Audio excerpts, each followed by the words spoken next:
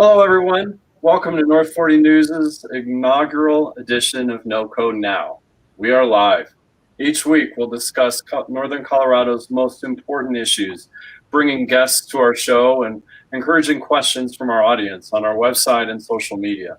Be sure to send us your questions either by email at nnn@north40news.com, and we'll put that on your screen here in a moment, or on our social media pages on Facebook or YouTube. I'm Blaine Howerton, publisher of North 40 News, and with me is Stephen Bonifazi, staff journalist. Stephen, how you doing? I'm doing great, Blaine. This is super exciting. This idea came to us over a few drinks in downtown Fort Collins, and I know the both of us are really excited to share some important information with the Northern Colorado community. Yeah, it's a really exciting thing, something I'm really passionate about and really excited. And couldn't find a better topic, I think, to discuss water. Kind of an important thing. We all need it, and we all use it every single day. This week on North 40 first main edition. Hold on a second. Let me flip it over here. Yeah, still learning some of the tech stuff, but anyway, right here, water. That's what I was trying to show you. This week on North 40 News' front page is the story about our watersheds, how they were affected by the Cameron Peak fires and the biggest fires in history. So, here we go. We're going to talk about those issues. We've got some great guests on our show with us today. And I say we just dive in and let's get the show rolling. So first came the fires, now comes the need. After months of fire and smoke, anxiety and destruction, the Cameron Peak and East Troublesome fires are under control, but the recovery work has only begun. The two catastrophic fires not only destroyed 400,000 acres, hundreds of homes and outbuildings, they brought damaging and lasting effects to both the Poudre and the Big Thompson rivers. So what does this mean for our water? We're here today to ask that question and others. Stephen, who do we have in our studio, our virtual studio today? Yeah, so our first guest we have is Mark Driscoll. Mark spent 37 years in the banking industry, 23 as president of First National Bank when he retired in 2019. He also worked for 7 years at Colorado State University, 4 as an assistant football coach, and 3 as director of athletics. Mark currently serves on the board of the Food Bank for Larimer County, the chair on the Community Foundation of Northern Colorado, Board of Trustees, and the Schuler Foundation. Our next guest we have is Jennifer Kovexis. Jen grew up playing in lakes and streams in Canada, building a lifelong interest in aquatic ecosystems and conservation. She pursued this interest, completing a Bachelor's of Science in Biology and a Master's of Science in Aquatic Ecology at McGill University. Jen currently serves as the Executive Director for the Coalition for the Poudre Watershed. And our last but not least guest is Ella Farlander. Ella Farlander is the point person for the Community Foundation of Northern Colorado NoCo Fires Fund. She currently serves as the Community Foundation's Community Engagement Officer, recently celebrated her 5th anniversary with the Community Foundation. There, Ella supports foundation initiatives and projects that help to enhance community engagement. Wonderful, wonderful. Thank you all for joining us today. It's such a privilege and an honor to have you here, especially when we're talking about such an important topic. So let's just get into just the overall premise of what's going on here. So Ella, can you just give us a little bit of an idea of how the Community Foundation and saw a need and how you formed a partnership, the important partnerships that you have and created this community initiative? Yeah, absolutely, Blaine. And thank you so much to North 40 News and to Stephen for having us on today. And thank you for Mark and Jen for joining us. What a pleasure and what an important topic. The Community Foundation has really focused and been a part of disaster recovery, both in Northern Colorado and beyond, for a few decades now. And as we really focused on this fires, first starting as Cameron Peak Fire, we knew the community needed help. And one of the hardest things that we had to do in this space was pause and wait and determine where the foundation could add the most value. We've spent the last few months talking with local funding partners, local partners involved in human services, as well as in the environmental and restoration spaces around a disaster like this, as well as partners at the governor's office, the state of Colorado, other peer community foundations, and philanthropy, and some state national organizations as well. What we determined as we went through this process was the most important space that the foundation could step in is here in this space of watershed recovery. There are other foundations and other funders doing some great work in the space of human resources and human services. And the foundation and our board of trustees has really felt this niche is incredibly important and is going to affect every single Northern Colorado citizen for years to come. Absolutely. I mean, we're talking about a massive, massive area, the biggest in history in Colorado. I guess, Jen, can you give me a quick idea of how massive this is and how it is going to affect our watersheds as a whole? Yeah, thanks for that, Blaine. And again, thank you to North 40 News for hosting this important conversation. CPRW as a coalition got started after the High Park fire. So we've been thinking and working with partners since that time on how these types of events affect the watershed in the burn footprint and affects all sorts of things downstream from there. The Cameron Peak fire is much larger than the High Park fire, and it's about 2.5 times bigger than the High Park fire footprint was. So we anticipate that we're going to see some of the same kinds of impacts that we saw after the High Park fire.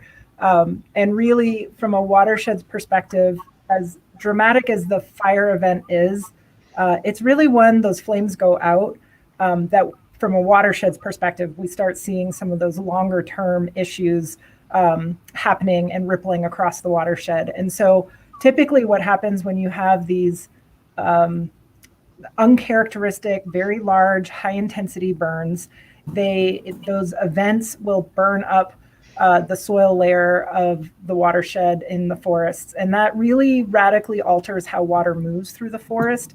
And ultimately what it does is it pushes ash and dirt and a lot of excess water off of the hill slopes and into the creeks and rivers. And so that's why if any of the listeners right now were around after the High Park fire, you might remember even through Fort Collins in the summer of the High Park fire and the summers afterwards, you could see black ash or black water in the river every time it rained. And that's because that rain really forces all of that ash and debris and sediment and burnt material off of the slopes and into the river.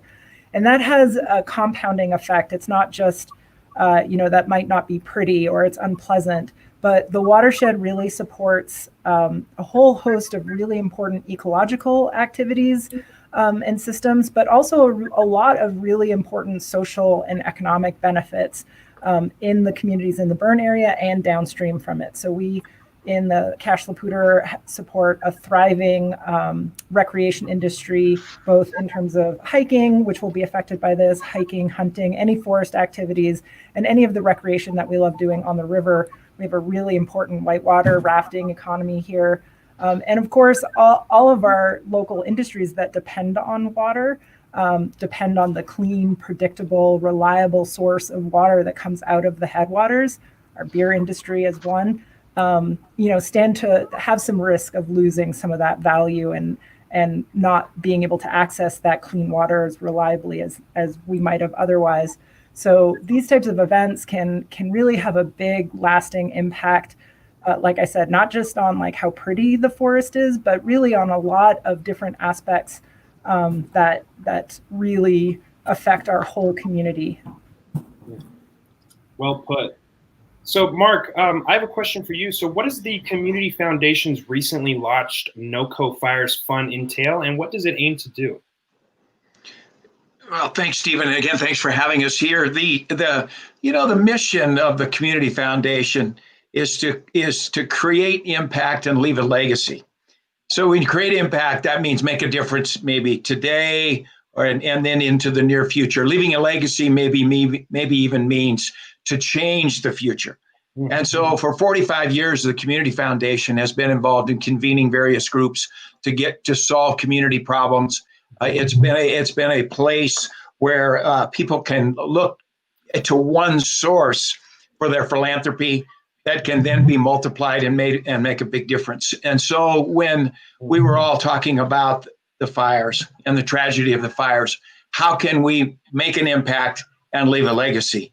Well, the NoCo Fires Fund came out of that conversation, where we believe that if we attract some local funding, philanthropic funding, that then can be leveraged into other further grants from foundations and other groups that can create a more immediate impact prior to then the larger funding, because it could cost up to $50 million. Who knows the cost right now, up to $50 million to really fix all of the problems in our watershed that the fires will have caused. So we want to create immediate impact. We've established this $1 million goal to raise money locally to start this process of beginning to get some work done today, attract some matching grants that we can then leverage, and then bridge perhaps then to the final funding that will come in primarily from government to help finish the task and protect our watershed for years and years to come. Wow, that's amazing.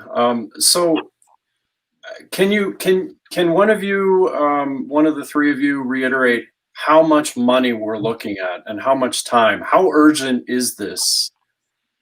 Ella, it looks like you're ready. Go for it. I was looking to Jen a little bit from the water partnership. Why don't you start, Jen, and I'll wrap it up if there's Get the expert here in the water right now. Yeah. Oh, Jen, you're muted. There we go. Sorry. I'll just echo, Mark referenced broadly two things that are important for people to know. One, we don't yet know the full cost. We are just still getting data on the full severity of the burn across the whole burn footprint. And so partners across the watershed and in the recovery team are working like furiously to try and figure out all of those priorities and what we're going to do and how much it's going to cost. But we've basically looked at what assets are in the burn area and downstream from it, and sort of like scaled up from our understanding of the cost from Hyde Park Fire and our general knowledge of this kind of work. And we're looking at easily $25 to $50 million over the course of the next 5 or plus years to address if we were able to address all of the needs emanating from this. So it is going to be costly to support the recovery, and there's a big need to be able to meet that challenge, that fundraising challenge. I'll also add that one of the things that happens in these recovery processes is, the federal and state governments will step in, and there's some programs that come into play right away, but a lot of the federal dollars and grants take time.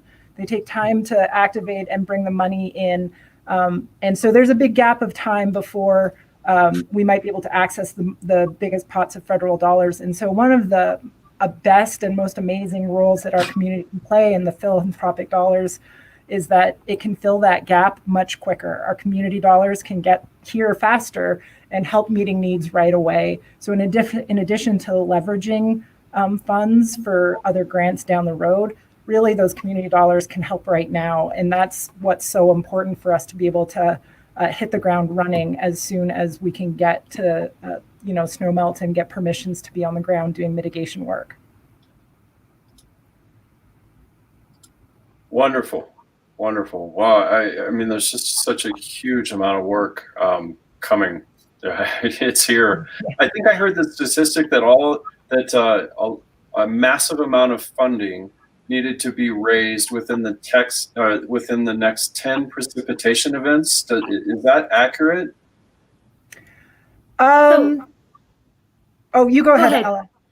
So what we're hearing, in one of the spaces that happens is, the fires, there's never a good time for a disaster, right? And one of the things that we're hearing with this particular disaster is one of the things that helped to get the fires out, of course, is the snowstorms.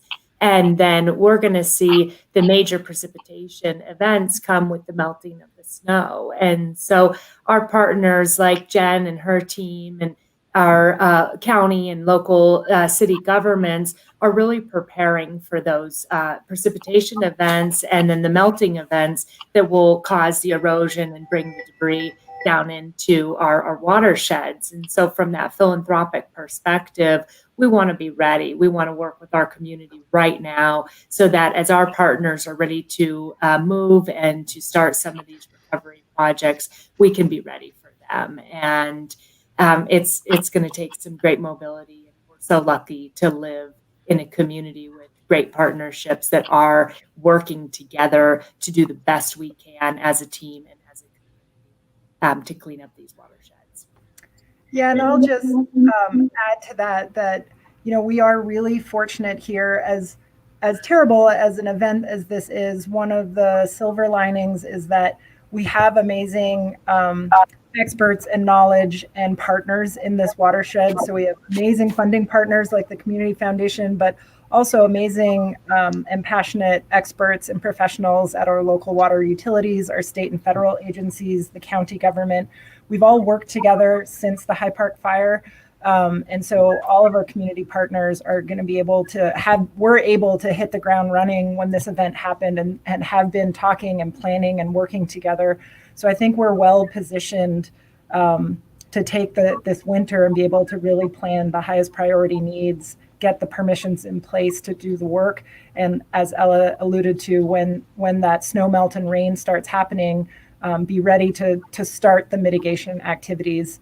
And of course, we'll keep working together for as long as it takes for us to do the best that we can to ensure the best outcomes for the watershed and our communities from this event. Sure. So how and what can the community do to help to contribute to supporting this effort to restore the watershed? Well, in addition to supporting the Fire Fund with the Community Foundation, CPRW is also raising funds through our website. But then we also have, as the recovery process unfolds, hopefully, COVID willing, we'll be able to engage the local communities in volunteer restoration events. Like I said, we're hoping that we'll be able to do those in a COVID safe way come this spring and summer and into the fall. So if you stay tuned to CPRW's Facebook page and e-newsletter, we'll be able to let your community know all about those opportunities. Also just sharing the information that our organizations and the partners across the recovery team are trying to get out to the community is also really helpful. So those are some of the key ways that I think the community can, if they can't support financially, but they can help with their sweat equity. There will be opportunities this spring and summer. Got it. Great. At the Community Foundation, we established a year ago the Hawk Center for Regional Engagement. And the Hawk Center really focuses on three things: regionalism, leadership development, and water. We've been conducting a water literate leaders program for a year or two now. And the whole idea of that is to educate the public about the importance of water. We all know it's important. And with the damage that's will have been done by the fires to our watershed, it's crucial that we get the word out. The Hawk Center for Regional Engagement is a great place where we're going to get the word out and educate people about the importance. And then back to the NoCo Fires Fund, support the Community Foundation and all the other groups that are working together to raise this initial seed money so that we can show the world that we're serious about fixing our watershed for years and years to come, and continue to have the beautiful, wonderful water supply and great rivers and lakes and streams that we benefit from every day living here in northern Colorado. Absolutely.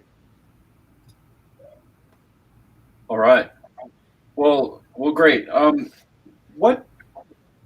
guess, Mark, I know you've been in in Fort Collins in northern Colorado for a very long time, and obviously this is Emphasis on very. I didn't mean it that way, Mark. It's okay.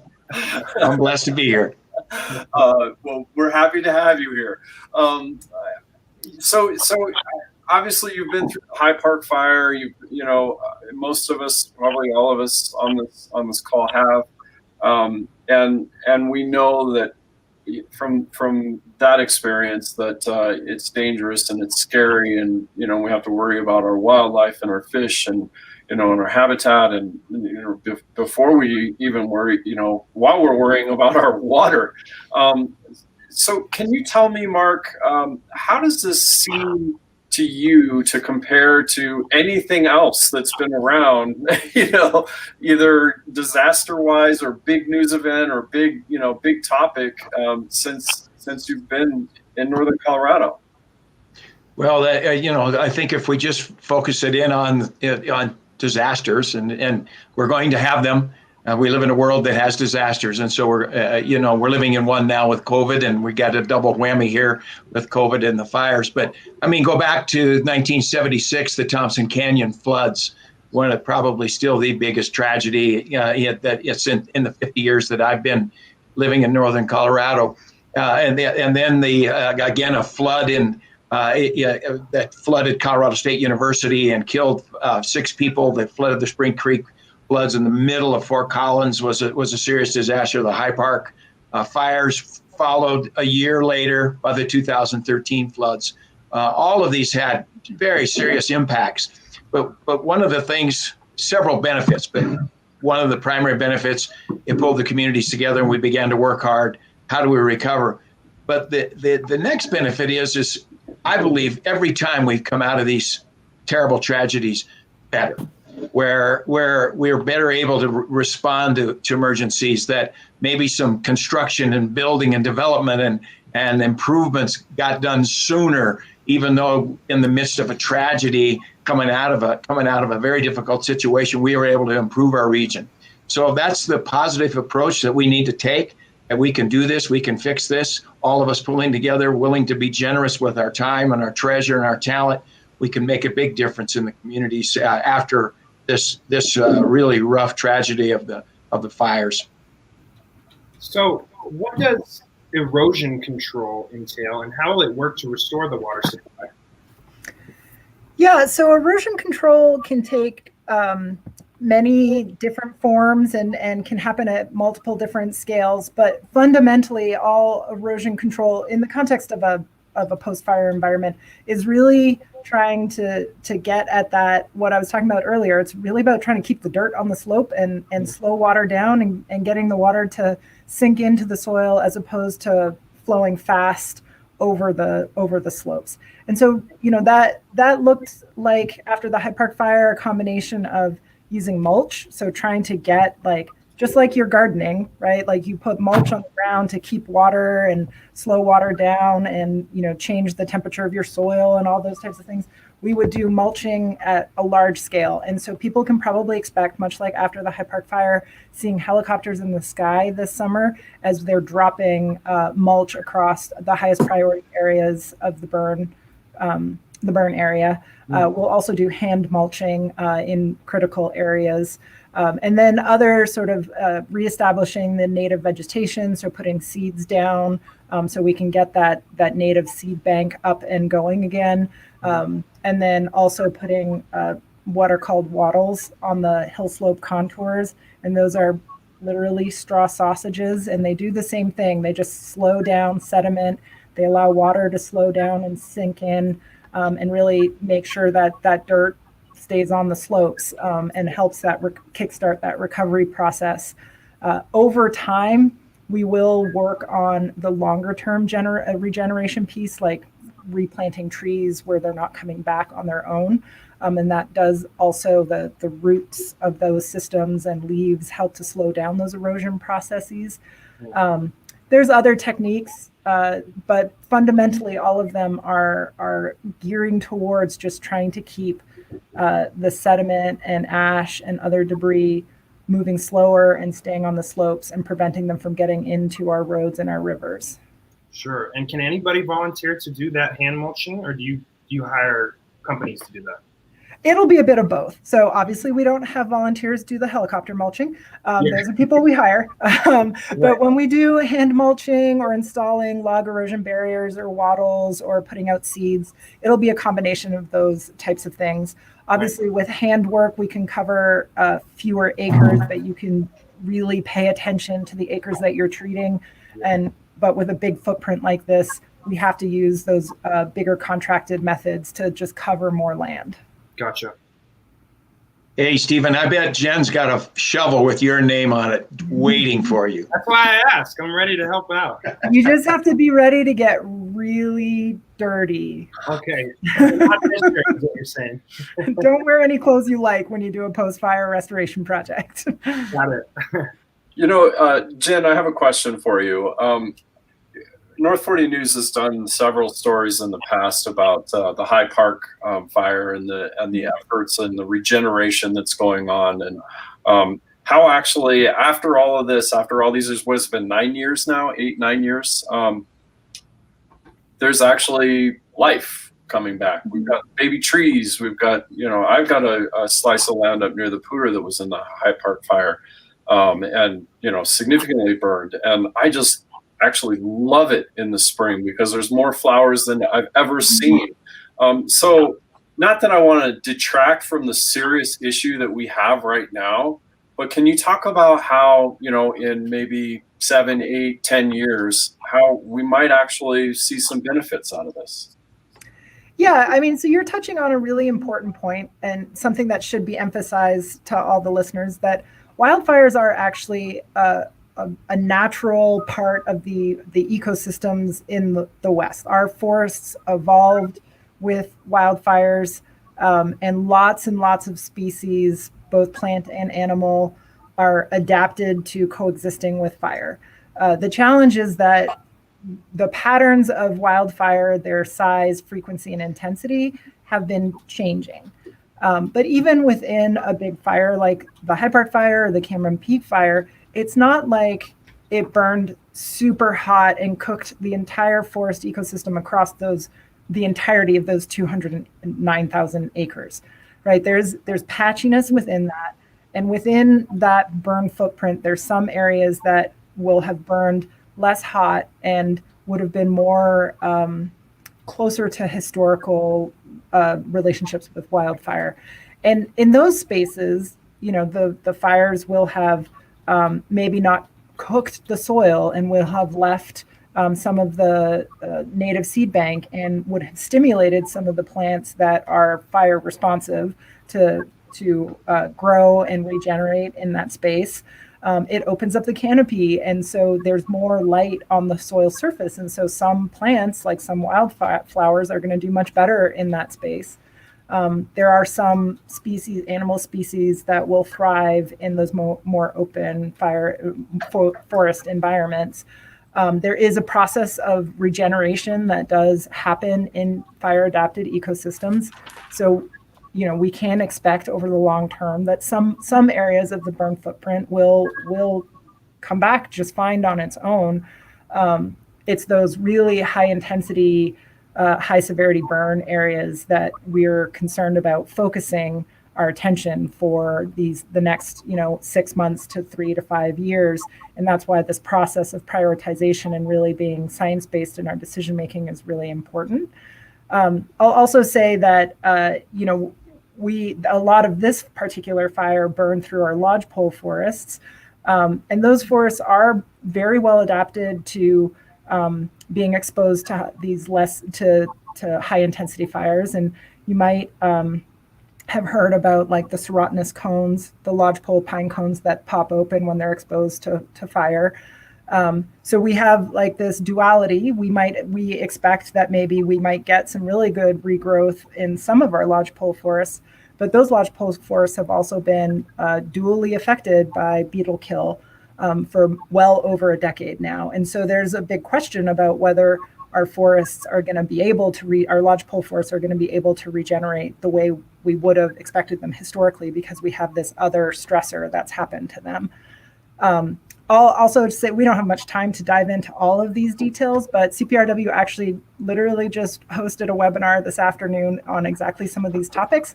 So if your listeners are curious, we'll post that webinar on our social media and our website in the next couple of days. So you can chime in and hear that whole conversation and sort of dig into some of the other science behind watershed recovery and regeneration and water quality impacts. Wonderful. All right. So we've been on this for about 30 minutes, and you all want to make sure that we get everything in that we can possibly get in. We can talk about this for a long, long time. I'm going to mute somebody here. There we go. And if we do that, then, we'll never get our message out. So I'm going to ask the Community Foundation, either Mark or Ella, or both of you, please chime in.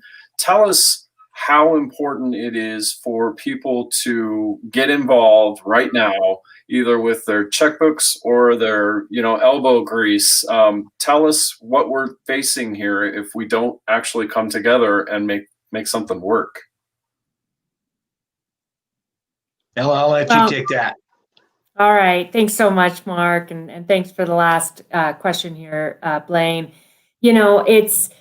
Now is the time. It's so hard to remember how important this is when the smoke clears the skies. And, think back to those days when we were holding our loved ones and scared to go outside and scared to recreate. And remember even further behind that, remember last summer when you would cruise along the Poudre River and families covered the banks. You were out fishing, having a picnic, floating on the rivers, enjoying that time. And like Blake said from the beginning, drinking this fabulous water we have here in northern Colorado, watering our beautiful plants, taking care of our outdoors.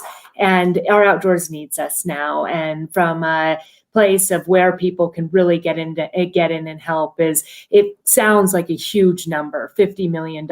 And no doubt it is. And it's going to be a collaborative number. And anything that you can give personally, any small gift is a contributor that will help us to get closer to that goal of $1 million and turning around to leverage those gifts to bring greater dollars into Larimer County and to the watersheds that have been so dramatically affected by these fires, this terrible 2020 fire season. Okay, wonderful. Well, I think we're good here, unless there's one more topic or one more thing that you all feel like you need to bring up. Last chance. No. Just a big thank you for hosting this important conversation. Yes, Absolutely. Thank you for having us today. It is an important conversation, important work.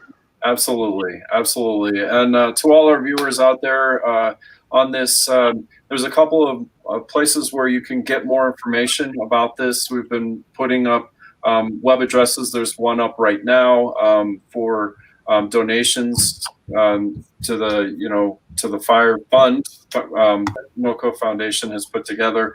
But we have our story out on newsstands now. It's been out for the entire week. This week, it's our front page story. So feel free to pick one up. We've got about 200 locations throughout northern Colorado, so it's kind of hard to miss if you're looking for it. Or send us a quick email if you have a question on where to get one.